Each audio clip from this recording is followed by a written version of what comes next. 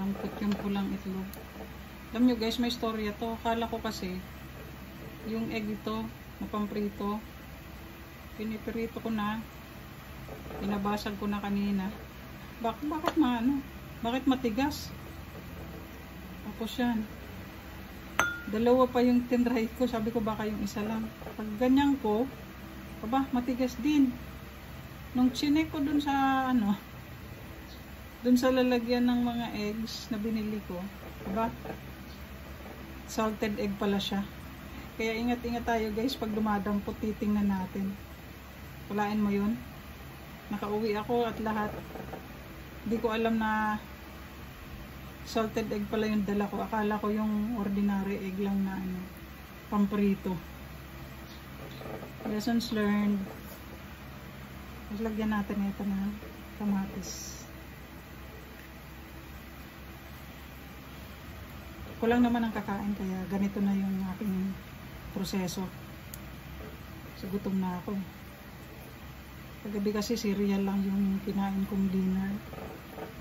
So by now, anong oras na ba? Alas 8 na yata, alas 9. Ngayon lang ako natapos magluto. So very tone goods na ako nito.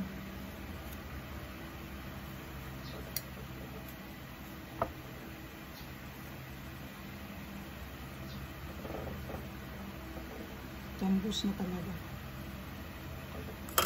Mas meron ako dito ang pritong bangus. Kaya siya maitim guys, hindi siya sunog. Binabad ko kasi siya sa toyo at saka kalamansi. So pag naprito siya, talagang maitim siya.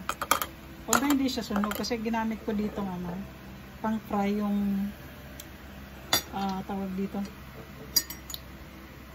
yung olive oil. Kasi nga bawal muna ako sa mga fatty at saka oily foods. So ginagamit natin mantika ngayon is yung olive oil.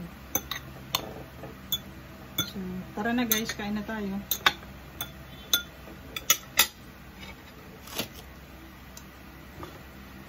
Pagong saing ko yung kanin.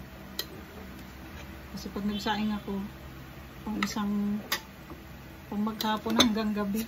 Yung iba minsan kinabukasan nauubos. Hindi na uubos.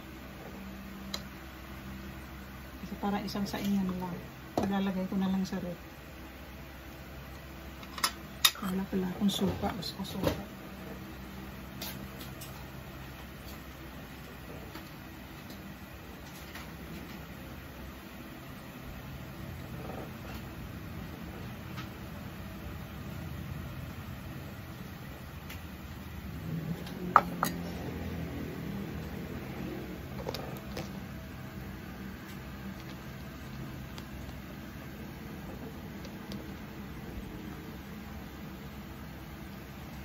Meron ako dito ng kape.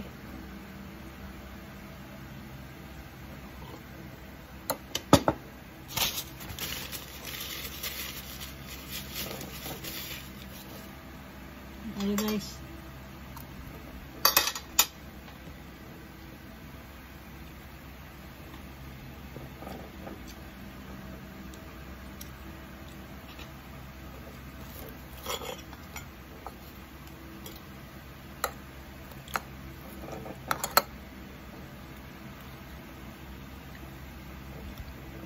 Persubo.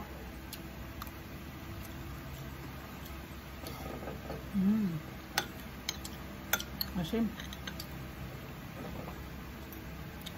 Red egg.